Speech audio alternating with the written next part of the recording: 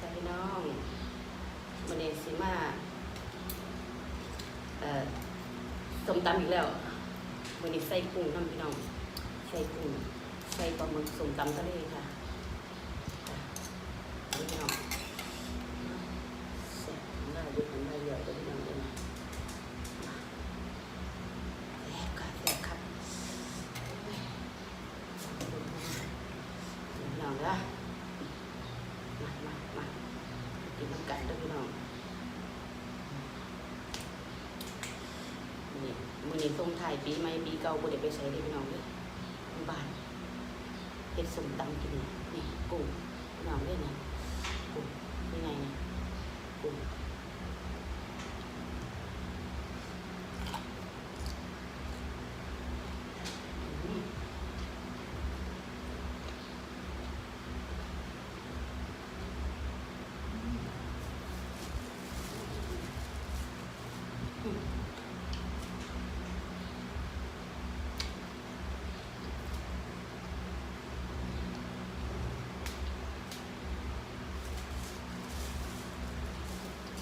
นี่นะหอมแซ่บมันหวานกุ้งนะกุ้งมันสดหมากระนังทั้งมังเป็นเคยกินกระยามันเลี้ยงมาหน่อยเป็นตัวนึงชื่อว่าลิโอเดิมนี่ปลาหมึกตัวใหญ่หมู่บ้านก็คือคนกระไรมือนี้คนกระไร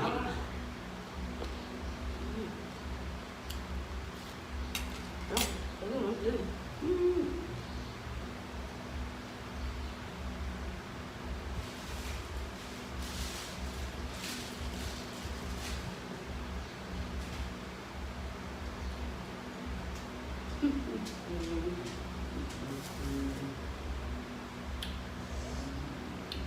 เอาไปเนาะ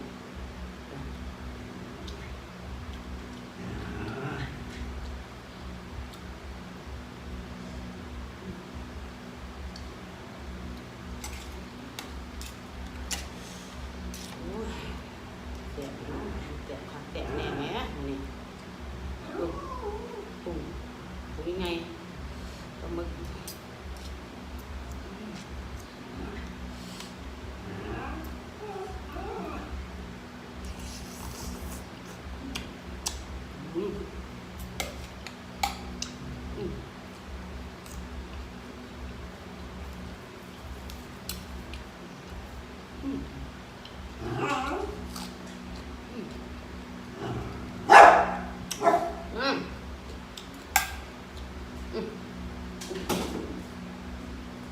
มาหน่อยก็หิวน้ำกินก็กิน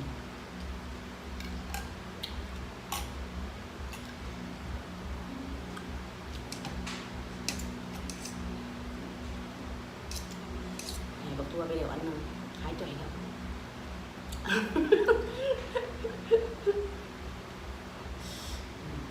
กุ้งพี่น้อง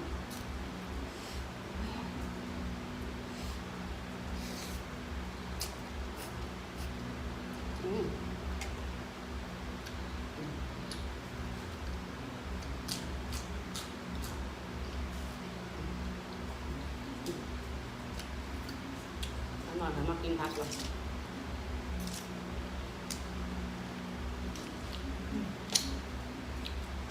เจ๋งเลยหนุ่มตำทะเล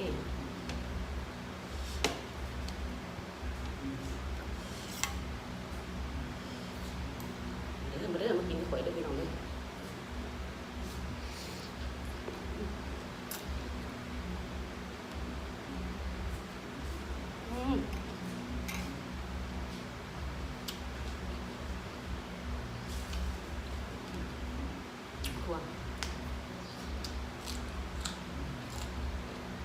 กระปูกระปูมันเป็นหน่อเลยต้มกระปูกระปลาหมึกมันจะเป็นหน่อนะปูเนี่ยปูจืดได้เป็นหน่อใส่กุ้ง